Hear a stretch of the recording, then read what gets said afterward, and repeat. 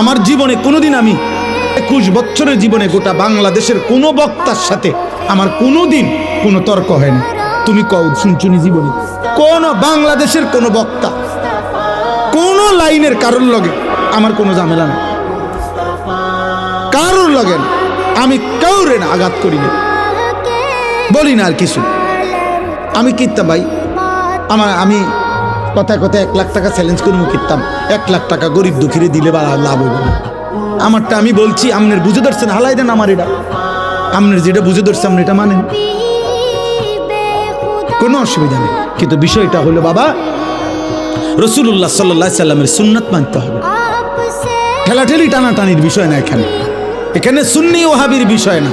আপনি সুন্নি ওহাবি বাদ দেন, আপনি শুধু এটা মিলান যে হুজুর আমি আমার জায়গা থেকে রাসূলুল্লাহ সাল্লাল্লাহু আলাইহি সাল্লামের একটা সুন্নাত আমি আমল করতেছি, যে